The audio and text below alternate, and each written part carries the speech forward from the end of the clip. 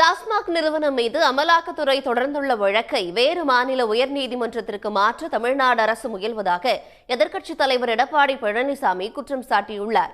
இதற்கு பதிலளித்துள்ள சட்டத்துறை அமைச்சர் ரகுபதி, வழக்கை உச்சநீதிமன்றம் விசாரிக்க கோரியே மனு தாக்கல் செய்யப்பட்டுள்ளதாக கூறியுள்ளார்.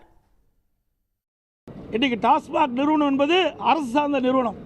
அந்த நிறுவனமே அரசின் சார்பாக உச்சநீதிமன்றத்திலே இந்த அமலாக்கத்துறை சம்பந்தமான வழக்கை தமிழ்நாட்டில் இருக்கின்ற உயர்நீதிமன்றம் நடத்தக்கூடாது, அதற்கு பதிலாக வேறு மாநிலத்திற்கு உயர்நீதிமன்றம் நடத்த வேண்டும் என்று இன்னைக்கு மென்ஷன் செய்து அதைத்தான் நாங்கள் கேட்கின்றோம். அப்படின்னா அந்த அரசாங்கம் தவறு செய்கின்றது நிரூபணமாக இருக்குது.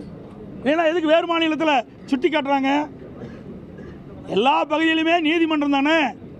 இந்தியாவுக்குள் இருக்கின்ற பல மாநிலத்திலும் உயர்நீதிமன்றம் இருக்குது. எங்கே விசாரித்தாலும் இதைத்தான் விசாரிப்பாங்க. ஆனால் தமிழ்நாட்டில் விசாரித்தா அவ்வப்போது தொலைக்காட்சியின் வழியாக பத்திரிகையின் வழியாக இவர்கள் செய்த தவறு உடனுக்குடன் போய் சேரும். அதை மறைப்பதற்கு தான் இந்த அரசாங்கம் இப்படி தில்லுமுள்ளு வேலையை செய்திருப்பதாக நான் கருதுகிறோம். எங்களுக்கு மடியிலே கனமும் இல்லை, வழியிலே பயமும் இல்லை. எங்களுடைய கவுண்டரை அவர் ஒழுங்காக படித்து பார்க்கவில்லை, எங்களுடைய கோரிக்கையை அவர் பார்க்கவில்லை. இன்றைக்கு உயர்நீதிமன்றத்தில் இருக்கக்கூடிய வழக்குகள், அதுபோல் மற்ற வழக்குகள் எல்லாம் டாஸ்மார்க்கை பொறுத்த வரைக்கும் இருக்கிற வழக்குகள் உச்ச நீதிமன்றத்தால் விசாரிக்கப்பட வேண்டும். உச்ச நீதிமன்றத்திலே எல்லா வழக்குகளையும் சேர்த்து ஒன்றாக விசாரியுங்கள் என்றுதான் நாங்கள் கேட்டிருக்கிறோமே தவிர வேறு மாநிலத்துக்கு சென்று எங்களுடைய வழக்கை விசாரிக்க வேண்டும் என்று கேட்கவில்லை.